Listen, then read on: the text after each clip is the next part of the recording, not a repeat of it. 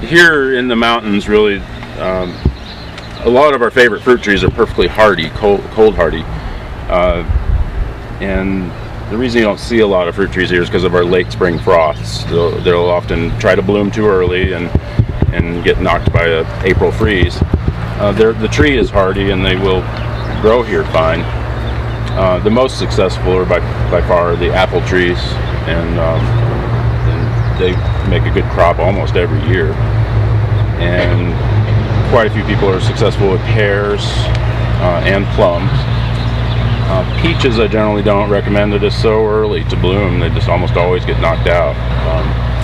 And you'll have friends that have gardens that say they get beautiful peaches, so there are exceptions.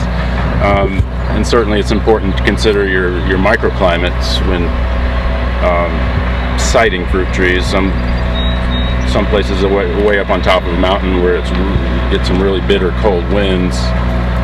May not be the best place, but if you live on a slope on the sides of mountains, generally that's a good place for fruit trees, because a lot of times those late spring frosts will settle below you down in the valley. Just often why orchards are located up on slopes in the mountains here. But we offer a number of different kinds of fruit trees for anyone willing to try. They all grow well in our soils here and grow rewardingly fast. A lot of these will put on a couple of feet of growth in 1 year, and they will require a little pruning to get the basic structure right as a young tree. It's good to do a mulch area around them just to help reduce competition from grasses and other weeds. But they're basically fairly low maintenance. I always try to offer disease-resistant varieties, ones that have been shown to be resistant to multiple things like apple scab or fire blight. And, these are some little plums here, just for instance, and the European plums are the hardier varieties for here. A lot of the fancy Asian plums are just take a little more work, a lot more pruning, and are just not as pretty of a tree. They tend to be really, really twiggy. But the European plums work well. Also have, who else is in there? Crab apples are mainly for ornamentals. There are some edible crab apples, but they're an excellent fruit tree as well. A lot of them have a super flower display in the spring, and then nice fruit for the fall and into the winter. So a multi-season type of tree. Some folks really like to espalier their apple trees, which is a French pruning technique where they're trained into a trellis, either on a wall or on a fence, so you can fit a fruit tree into a smaller space than you would if it was just allowed to grow. And that takes a little more work and time, but it's rewarding, and you can do some really interesting things with them. What do you suggest to do to help them really grow well once they're planted? Mainly, again, like mulch to keep weed competition down, and then organic fertilizer is good for its slow release qualities. A stronger fertilizer tends to push a whole lot of growth, and less of the. You want basically slower and stronger growth, and so a low nitrogen fertilizer is good. Damson? No, I have only a couple right now. But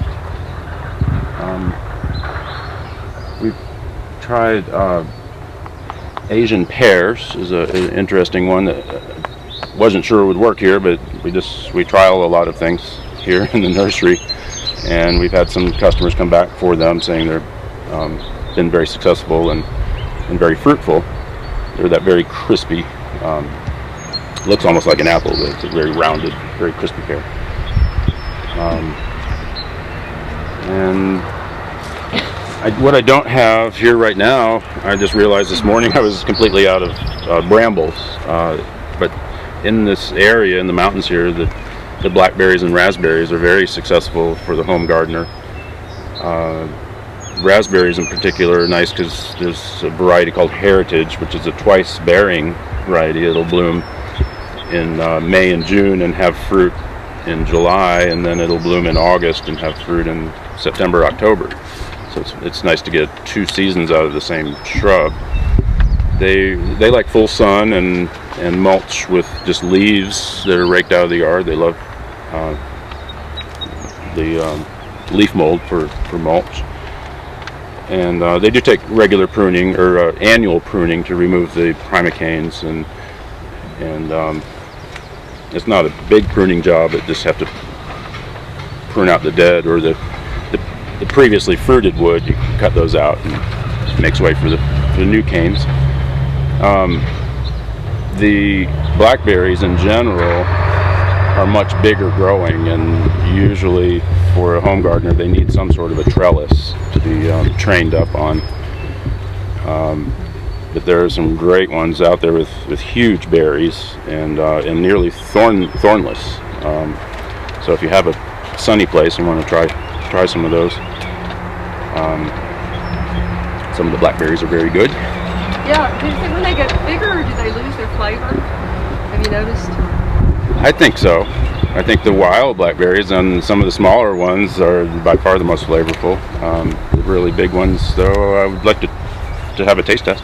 We'll have to do that, y'all. This summer when we do our berries, our berry canning, we'll get some and we'll taste test them. Won't that be great? We'll blind test it. There are some farmers in Franklin, not too far from here, a little lower elevation, but they're finding they're finding good success with some of the blackberry and raspberry varieties, especially for the fresh market.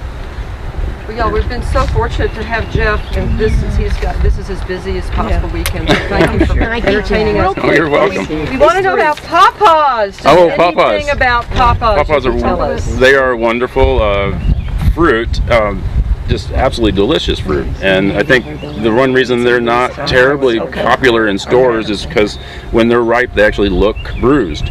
It's just the kind of purplish coloring in their fruit, but they're not bruised. They're actually absolutely delicious. They're pretty fast growing and turn into a good size shrub or small tree, and they do require cross pollination for good fruit set. So a lot of times nurseries will sell 2 shrubs in the same pot. You have two different seedlings, so you have different genotypes. And